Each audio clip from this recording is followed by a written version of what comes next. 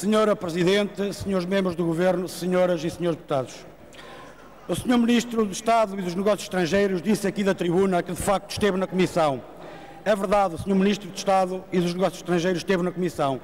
Esqueceu-se foi de dizer que não respondeu a nenhuma das questões que lhe foram colocadas na Comissão sobre a crise política e, portanto, os Verdes mantêm aquilo que disseram ainda há pouco, que o Sr. Ministro do Estado e dos Negócios Estrangeiros continua a furtar-se ao contraditório. Senhora Presidente, como ficou visível durante este debate, a moção de censura que os Verdes apresentaram ao Governo, às suas políticas e à maioria que o suporta foi oportuna, fundamentada e até inevitável. Considerando, por um lado, a situação em que o Governo PSD-CDS colocou o país e, por outro, a falta de credibilidade de um Governo sem palavra, moribundo, a prazo e a cair aos bocados, a apresentação desta moção de censura impunha-se como um imperativo democrático. Os Verdes consideram que há todas as razões para censurar este Governo. Há razões éticas, há razões políticas, há razões económicas e razões sociais que acabaram por atribuir uma natureza obrigatória à apresentação desta moção de censura. Todos nos lembramos que o Presidente da República, na sua comunicação ao país, chama a atenção para a necessidade dos partidos assumirem as suas responsabilidades. O Partido Ecologista aos Verdes, assumindo a sua responsabilidade e a sua obrigação ética e política perante o povo português, deu uma oportunidade a esta Assembleia para, no mínimo, esta Assembleia tomasse uma posição clara e discutisse a degradante situação do país e, ao mesmo tempo, pudesse discutir o lamentável processo de apodrecimento deste Governo. Quando falamos da degradante situação do país, referimos-nos ao retrocesso económico e social que este Governo impôs ao país e aos portugueses. E quando falamos do apodrecimento deste Governo, falamos dos caricatos e lamentáveis episódios que se seguiram à demissão do ex-ministro das Finanças. Episódios nunca vistos e a fazer lembrar o anúncio clássico da chegada de um circo do género, pela primeira vez em Portugal, o maior espetáculo do mundo. Uma tristeza degradante que enxovalhou completamente este Governo e que em nada dignificou a nossa democracia. O Governo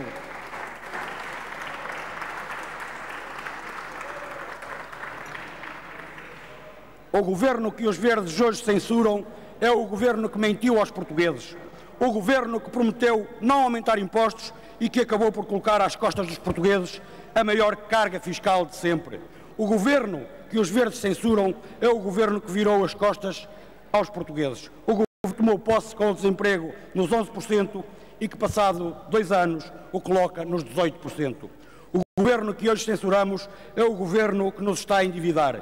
O Governo que toma posse com a dívida pública nos 95% e, passados 2 anos, já coloca nos 127% do PIB. O Governo que é objeto de censura é o Governo que só pensa na banca, nos mercados e nos interesses dos grandes grupos económicos. O Governo que encontra o déficit nos 4,2% e que, passados 2 anos, o coloca nos 8,8% do PIB, valor, aliás, que disparou para os 10,6% com a recapitalização do Banif. O Governo que censuramos é o Governo dos swaps, dos negócios fabulosos, onde o Estado vende um banco por 40 milhões de euros e agora vai ter que dar ao comprador o triplo do valor que o Estado recebeu pela venda. O Governo que hoje censuramos é o Governo que não se cansa de impor sacrifícios aos portugueses e, ao mesmo tempo, não resolve o problema do desemprego, não resolve o problema da dívida pública, não resolve o problema do déficit e não resolve o problema da nossa economia. Para mal dos portugueses, este Governo é um desastre em toda a linha. O Governo que hoje censuramos é o Governo desgastado pelas inúmeras lutas sociais que conheceram uma dimensão sem precedentes na nossa história democrática. É o Governo que convive mal com o Estado Social, que procedeu a uma ofensiva sem precedentes aos direitos dos cidadãos, que agravou as injustiças sociais e que desencadeou um brutal ataque à natureza, aos recursos naturais e ao património, através do seu abandono, da dilapidação ou privatização. É o Governo que não consegue apresentar um orçamento de Estado dentro do quadro constitucional. É o Governo suportado por uma maioria que deixou de representar a expressão dos portugueses. É o Governo que já foi censurado pelo Presidente da República, que lhe encurtou a validade. O Governo que hoje censuramos é o Governo que vive com o coração nas mãos, porque a qualquer altura podem inesperadamente surgir novas decisões irrevogáveis.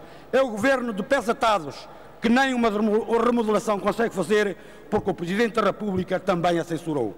É o Governo que foi censurado pelo próprio ex-Ministro das Finanças que a passos largos bateu com as portas. É o Governo que foi censurado pelo futuro ex-Ministro de Estado e dos Negócios Estrangeiros, o tal da revogabilidade especial. O Governo que hoje censuramos é o Governo condicionado porque o Presidente da República, à cautela, perante um Governo que não lhe oferece grandes garantias de solidez, o obriga a entender-se com o Partido Socialista. Como ficou bem visível hoje no debate, é este Governo censurado, desacreditado, a prazo, condicionado, de pés atados e de coração nas mãos, que os verdes hoje censuram. Nunca como hoje assistimos a um balançar tão incerto do regular funcionamento das instituições democráticas. E é por isso, a nosso ver, ou seria a nosso ver, dever do Presidente da República demitir este Governo. Já, mas o Presidente da República acabou por permitir que ele se prolongue nos nossos destinos por mais de um ano. Será mais um ano de desemprego, de recessão económica, de falências, de pensões de miséria, de empobrecimento dos portugueses, de corte nas funções sociais do Estado e de ajuda à banca, de proteção aos grandes grupos económicos. Tudo em nome dos mercados. Os mesmos mercados que provocaram a situação que o país vive. E o pior é que condicionar uma solução aos mercados implica condenar os portugueses a mais empobrecimento. O Presidente da República, que na sua comunicação se esqueceu completamente dos portugueses e nem uma referência foi capaz de fazer à situação dos portugueses, aos seus problemas e às suas preocupações, à sua dor, mostra-se profundamente empenhado em salvaguardar estas políticas. O Presidente da República, que não quer devolver a palavra aos portugueses já, preferiu um acordo entre os partidos do arco da responsabilidade. Quer um acordo entre eles, que são de facto e de direito os responsáveis pela situação que hoje atravessamos. E os responsáveis pela situação voltam a sentar-se à mesa das negociações na procura de caminhos que garantam a continuação destas políticas que nos trouxeram ao ponto onde chegamos hoje. O compromisso para a destruição nacional está assim entregue aos mesmos que, ao longo de quase 4 décadas, destruíram o tecido económico do país, arruinaram a nossa indústria, enterraram a nossa agricultura e afogaram as nossas pescas. Os mesmos que dilapidaram o nosso património coletivo com a privatização de empresas estratégicas que deixaram de estar ao serviço da economia nacional para estarem ao serviço dos interesses dos seus acionistas. Os mesmos que inventaram as parcerias público-privadas, que foram na conversa dos swaps e que permitiram a fuga de capitais para o estrangeiro. Os mesmos que permitiram a distribuição antecipada de dividendos dos grandes grupos económicos com o propósito de não pagar impostos e permitiram a transferência das sedes sociais das grandes empresas para o estrangeiro para não pagar impostos em Portugal. Os mesmos que socializaram os prejuízos do BPN, mas que mantiveram os lucros do grupo nas mãos dos seus acionistas. O Presidente da República deixa assim na mão dos partidos que colocaram o país na rota da desgraça a procura da solução para manter tudo na mesma. Esta decisão do Presidente da República, que a nosso ver é inaceitável porque exclui partidos, tem, no entanto, a virtude de reconhecer que os partidos não são todos iguais. É, pois, a altura de separar águas. Separar as águas entre aqueles que entendem que o interesse nacional é continuar com estas políticas, é continuar a governar para os mercados e para financiar a banca, e aqueles que entendem que o interesse nacional é romper com estas políticas, é romper com a subserviência perante interesses que não são os interesses do país.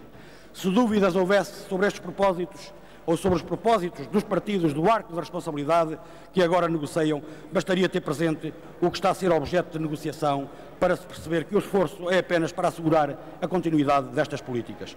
Da parte dos verdes, continuamos a defender a urgência de outro caminho, a urgência de políticas alternativas que invertam o rumo desta catástrofe e a urgência da construção de uma posição negocial forte que faça frente à Troika. A Troika, sabemos-lo bem, não está preocupada com os interesses do país. Os membros da Troika continuam a ganhar com esta situação através dos juros que estamos a pagar. Em 2014, Portugal terá de pagar mais de 14 mil milhões de euros de empréstimo e em 2015 quase 17 mil milhões, isto sem considerar a dívida a curto prazo, que também é elevada. Ou seja, se não pomos travão nesta política, Portugal chegará a 2014 a produzir menos que em 2010, com um desemprego elevadíssimo, com uma dívida pública que não conseguiríamos pagar e ainda com a necessidade de ir aos mercados para obter meios financeiros para pagar empréstimos que vencem nesse ano e nos seguintes, e aliás cuja amortização só será possível com recurso a novos empréstimos. Ora, como é que um país mergulhado numa profunda recessão económica, que perdeu uma parte importante da sua riqueza anual, que assistiu à destruição de 500 mil de postos de trabalho, profundamente endividado e a ter de pagar juros incomportáveis e ainda com um elevado déficit orçamental, como é que um país como este poderá pagar tal volume de empréstimos? Simplesmente não pode pagar. Não consegue pagar. Definitivamente este não é o caminho. É preciso mudar de políticas. Por isso, os Verdes entendem que é necessário, no imediato, a demissão deste Governo, a dissolução da Assembleia da República e a convocação de eleições antecipadas. Depois, é necessário fazer ver à Troika que assim nunca conseguiremos pagar a dívida. A dívida só se conseguirá pagar se houver renegociação. Uma renegociação cuja forma de pagamento não comprometa o nosso crescimento económico e nos liberte do pesadelo dos juros imorais, para que possamos gerar riqueza através da atividade produtiva. É necessário fomentar a produção nacional, que terá impacto direto na criação de emprego, na redução da dependência externa e com enormes vantagens do ponto de vista ambiental. Ao mesmo tempo, é necessário promover uma justa distribuição da riqueza produzida, bem como construir um sistema fiscal justo e eficaz. Este é, a nosso ver, o caminho possível, o único caminho para levantar o país. Mas um caminho tem um começo. E esse começo é a admissão deste Governo, que quanto mais cedo for, tanto melhor para o país e tanto melhor para os portugueses. Por isso, os Verdes apresentaram esta moção de censura.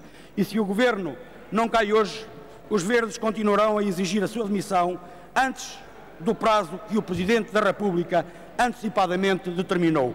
É preciso devolver a soberania ao povo. E se uns podem fazer apelos para se estabelecerem entendimentos, pactos ou compromissos no sentido de continuar com as mesmas políticas, o Partido Ecologista aos Verdes também deixa um apelo a todos os democratas que afirmam a rejeição destas políticas para resistirem e para continuarem a exigir eleições antecipadas. Porque, de facto, senhores deputados, este Governo já está fora do prazo de validade, caducou, apenas aguarda a organização das cerimónias fúnebres.